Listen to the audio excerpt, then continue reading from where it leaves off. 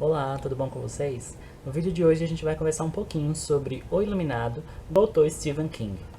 Eu estive esperando bastante coisa desse livro logo depois que eu vi o filme do Stanley Kubrick, só que eu não me surpreendi tanto com o livro. Isso não desmerece a obra de forma alguma. Eu só acredito que quando você vê o filme primeiro, por ser um filme tão bem feito como o Kubrick fez, você meio que perde as surpresas que o Stephen King colocou em sua obra. Mas vamos com calma e vamos falar separadamente sobre cada um deles. O Iluminado, então, contará a história dessa família, que é composta por Danny, que é uma criança, eu não lembro exatamente quantos anos ele tem, mas ele é bem novinho, acredito que uns 6, 8 anos. E ele é um garoto especial, porque o título do livro gira em torno dele, por ele ser um iluminado. O que isso quer dizer? Quer dizer que ele é meio paranormal, tem contatos sobrenaturais com o mundo do além, ou seja, ele ouve o pensamento das pessoas, ele consegue ver o passado e o futuro, sendo que ele ainda não era nascido ou algo que não aconteceu. E para isso ele conta com um amigo imaginário que se chama o Tony. A princípio todo mundo acha que ele é um amigo imaginário e que não vai fazer mal algum. Só que depois a gente acaba descobrindo que Tony na verdade existe. Don't want to. Please. No.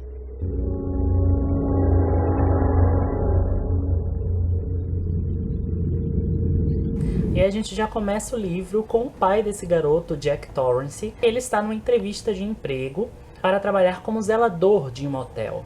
Isso aconteceu por uma série de acontecimentos que a gente vai descobrir só depois, uma vez que o livro ele é narrado de forma alinear, ou seja, ele começa numa determinada cena, vai para o passado, volta para o presente. Então a gente vai conhecendo isso aos poucos. Mas acontece que ele é um professor da área de literatura que está escrevendo o seu livro, um segundo livro, e acaba acontecendo um problema sério de temperamento na escola onde ele dava aula, que ele acaba agredindo um dos seus alunos. Por esse motivo, ele acaba sendo demitido da escola e fica praticamente na Rua da Amargura. E aí é quando ele recebe a proposta de ser o zelador desse hotel. Jack tem um caso sério com bebidas, então ele sofre de alcoolismo e tem uns problemas assim comportamentais, de agressividade, que resultou até, quando o Danny tinha 3 anos, em quebrar o braço do menino, assim, do nada. Num ataque de raiva, ele acabou pressionando demais o braço do menino e quebrou.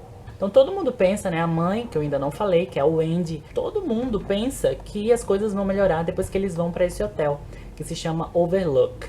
Só que as coisas não acontecem bem dessa forma, porque o hotel, digamos que é mal assombrado. Esse hotel, na verdade, é um ser vivo, digamos assim, só que inanimado. Ele se alimenta da energia vital das pessoas, né, da luz que as pessoas emanam, então ele se alimenta disso e é repleto de seres sobrenaturais e malignos que pairam nos corredores desse hotel.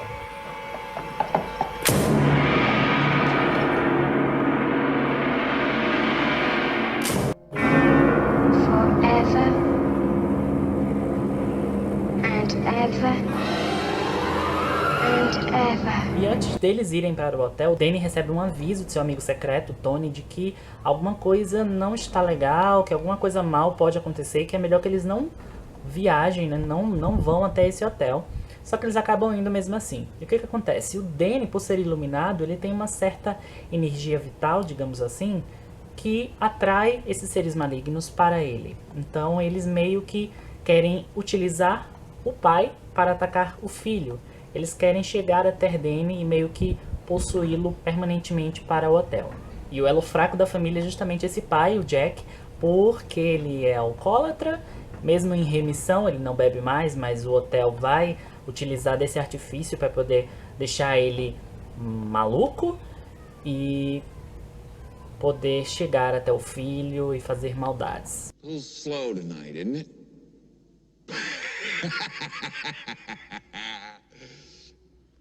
Yes, it is, Mr. Torrance.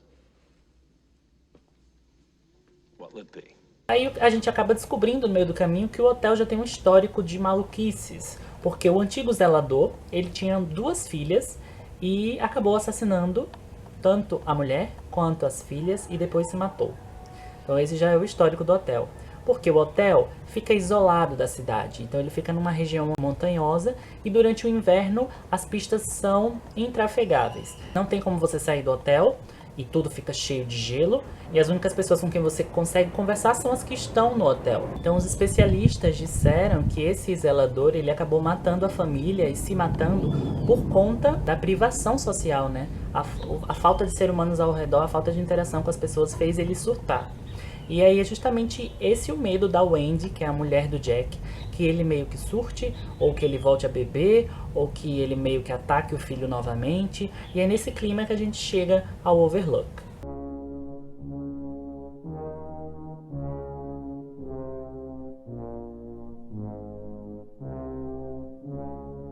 O livro é narrado em terceira pessoa, sob diferentes perspectivas. Então, no momento a gente está vendo a narração sobre o que o Jack está pensando, no outro momento a gente está vendo sobre o que o Danny está pensando, e é uma parte muito legal que a gente consegue ver a diferença das narrações.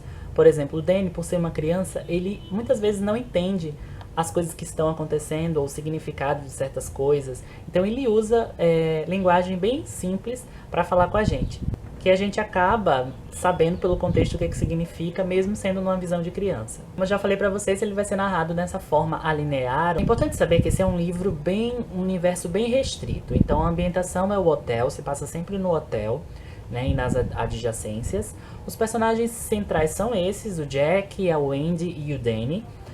E também alguns secundários, mas assim, a história é bem restrita nesse círculo, mas ela é riquíssima em detalhes. Então Stephen King ele vai construindo a história aos poucos, vai nos apresentando cada detalhe do contexto do hotel, né, tanto físico quanto histórico, até que esse clima sobrenatural, esse clima de suspense seja construído. E é por isso que eu volto a dizer que é importante que você leia o livro primeiro, ao invés de assistir o filme, porque muita coisa do que é construída no livro, no filme está um pouco diferente, ou no filme já aparece pronto, então você vai perder essa construção junto com o autor. Aí a gente se pergunta se o que o Jack tem é um transtorno de personalidade ou uma bipolaridade, quem sabe, porque horas ele tá bem, de repente ele fica agressivo, ou ele está bem aparentemente, só que com pensamentos de que eu quero matar a minha esposa porque ela é uma chata, coisas do tipo. E a gente fica nessa dúvida durante todo o livro. Wendy, darling, light of my life. I'm not gonna hurt you. You didn't let me finish my sentence. I said, I'm not gonna hurt you. I'm just gonna bash your brains in. I'm gonna bash them right the fuck in. E aí quando o livro começa a pegar fogo, né, quando as coisas começam a acontecer, a gente meio que consegue entender o que é que está acontecendo com o Jack, né, todo o histórico que ele passou, e fica uma coisa meio real e ilusão. A gente não sabe o que está acontecendo de verdade no Overlook, ou o que está acontecendo só no universo paralelo, ou naquele universo que ninguém consegue ver aos olhos da Terra. Se a gente comparar o personagem da Wendy, que é a esposa do Jack, no filme, a gente vai pensar que ela é uma mulher super fraca, um personagem bem apático, que só grita, que só corre. Tem gente que gosta bastante da personagem no filme. Eu particularmente achei que ela não faz muita diferença na história, porém ao ler o livro eu pude ver que ela é um personagem muito importante e muito forte. Ela praticamente que salva o filho em muitas ocasiões, ela leva o marido no colo, e mesmo não sendo a provedora da casa, ela tá na frente de muitas decisões importantes e assim, dá a cara a tapa literalmente para questões que envolvem a família. Why? I just want to go back to my room. Why? I'm very confused. I just need a chance to think things over. E aí que eu fui lendo, e eu até comentei com vocês num vídeo de resumo do mês anterior, enquanto eu tava lendo o livro, que eu tava achando o livro um pouco parado, porque eu tinha muita descrição, o livro tem muita descrição e poucos diálogos, e como eu já tinha visto o filme, assim, muita coisa eu já sabia, muita coisa eu não precisei imaginar, já tava tudo na minha cabeça, então eu achei um pouquinho lento. Mas o livro é muito bem escrito, muito bem construído, né? Como sempre, o Stephen King se destaca muito por sua escrita. E a partir de 80% do livro para o final, já começa a mudar totalmente as coisas que acontecem no filme das que acontecem pro livro. Então, assim, mesmo que você tenha visto o filme e acha que não precise ler o livro, muita coisa acontece de diferente nessa história. E aí a gente chega naquela questão. Ah, porque o Iluminado não é nada parecido com o livro, né, a versão do Kubrick, e que se o livro fosse adaptado fielmente, tudo seria melhor. Só que a gente tem que lembrar que o filme ele foi produzido em 1980, porque o livro é da década de 70. Então, assim, a gente tem que lembrar que naquela época os efeitos especiais eram escassos, não é como a indústria hollywoodiana de hoje. Então, para o contexto da época, o filme está muito bem feito, e até hoje quando a gente assiste parece que foi uma coisa atual.